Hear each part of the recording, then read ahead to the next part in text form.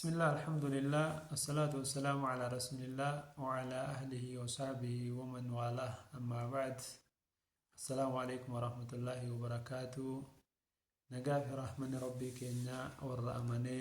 قجيلو داندي إساه الضغي مرارت هاجرات وجتشا يرغان كينا مربي أكلي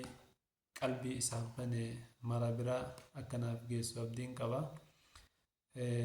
لايكي في شيري في ماري hinjennu illeedha namni waan nagaa fi waan tasgabbii qabduu fi waan gaarii akkasana gochuu irraa harki isaatii fi qalbiin isaa hedduun gabaabaadha waan ta'eef jechuudha. Abbaa rabbi gartee rahmata isaaf godhe malee wanni jechuu barbaadu gabaabinatti uummata keenya namni haala ofii isaatii zulmii godhuun zulmii dalaguun rabbiin zulmii yookiin immoo miidhaan irratti deemfamuun irraa kaasa jechuu waan hin danda'amne maaf jechuu barbaade taatee amma deemaa jiru kana keessatti uummanni biyya Itoophiyaa jedhamtu kana keessa jiraatu biyyallee yoo jiraate biyyaallee yoo ba'e rakkatullee bal'oo keessa jiraatullee rakkoo keessa jiraatullee uummata gartee waliif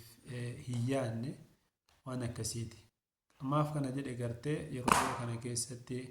waan taatee biyya gammoojjii Saawud Arabiyaa keessatti taasifamu keessaa sabni gartee tokkoo fi tokko wal qoodee Amaaraa fi Oromoo jedhee wal qabee haga danda'u tokko miidhaa walirraan ga'utti jira jechuudha. Isa kanaaf namni badii dalagu nama muraasa yookiin nama tokko yookiin nama lama silaa namaa danda'amee nama badii dalagu sana kallattumaan isa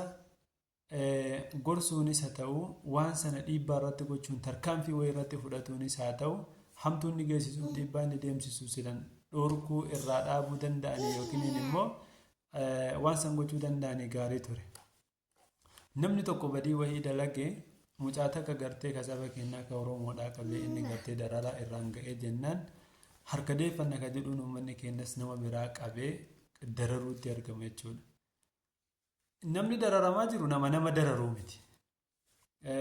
Saba kamirraayyuu bakka kamirraayyuu namni miidhamu jiru dararamutti jiru nama miskiina namallee hin geenye namallee qabee waa gochuu illee hin dandeenye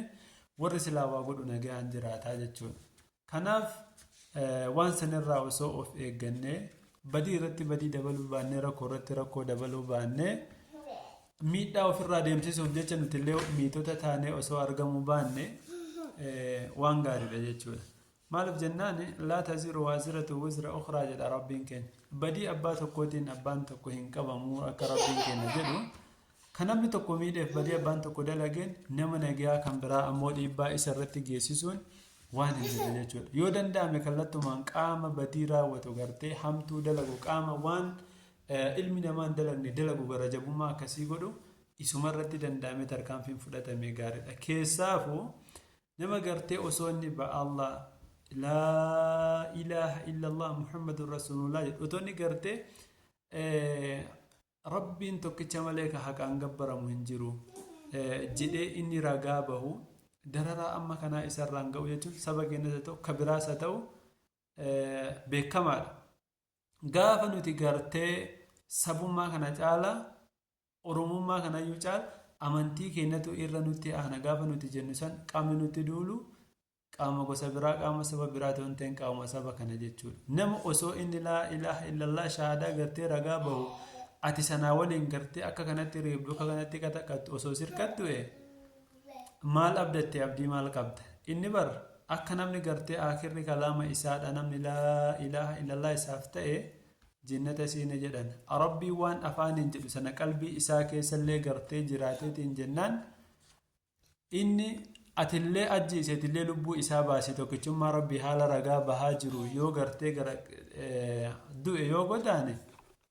jinnata seenuudhaaf deema jechuudha. Ati ammoo ka lubbuu baaftu lubbuu baasuu rabbiin haraam godhe sanuu inni lubbuu baaseeti miti haddi inni lubbuu namaa garte lubbuu isaa baasuu isa qaqqabsiisu wayi dalageeti miti badii sabni isaa gosti isaa tokko dalageef ati akkanas ka gootu kuni maal wabeeffatte? Kanaaf obboleeyyan keenya gara rabbiititti deebi'uun